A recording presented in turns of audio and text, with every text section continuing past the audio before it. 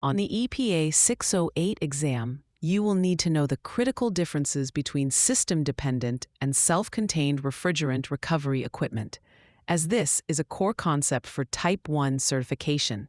System-dependent recovery, also known as passive recovery, uses the appliance's own compressor or the internal pressure of the refrigerant to push the charge out of the system and into a non-pressurized recovery container. This method is only permitted for small appliances containing 15 pounds of refrigerant or less. Think of it as using the system to do the work for you. If the appliance's compressor is operational, you can connect to the high side and let it pump the refrigerant out. Conversely, self-contained recovery equipment, also called active recovery, has its own internal compressor. This machine actively pulls the refrigerant out of the system. Regardless of whether the appliance's compressor is working, because it has its own power, it is generally faster and can be used on systems of any size, making it mandatory for appliances with more than 15 pounds of refrigerant. The exam will test you on the specific recovery efficiency percentages required for small appliances, which are those manufactured with 5 pounds or less of refrigerant. When using any recovery device manufactured after November 15, 1993, on a small appliance with a functioning compressor, you must recover 90% of the nameplate charge. If the compressor is not functional, the requirement drops to 80% of the nameplate charge. For example, on a refrigerator with a 5-pound charge and a working compressor, you must recover 4.5 pounds. If its compressor is broken, you only need to recover 4 pounds.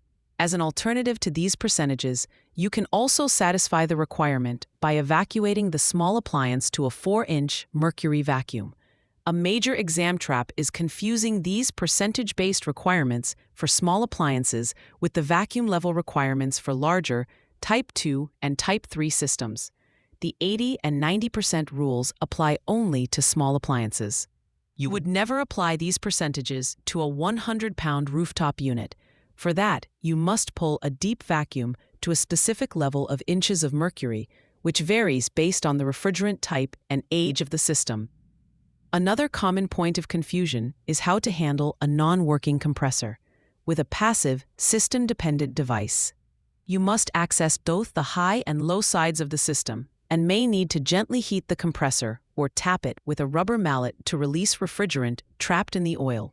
Finally, remember that all recovery equipment manufactured after November 15, 1993, must be equipped with low-loss fittings to minimize refrigerant release when connecting and disconnecting hoses. Here's a simple phrase to keep the two types of equipment straight. Passive piggybacks, active acts alone. Passive recovery piggybacks on the system's own compressor, while active recovery equipment has its own compressor and acts alone to pull the refrigerant out. This distinction is fundamental to passing your Type 1 exam questions. For free practice questions, AI-powered explanations, and more exam prep tools, visit openexamprep.com. That's openexamprep, all one word, .com.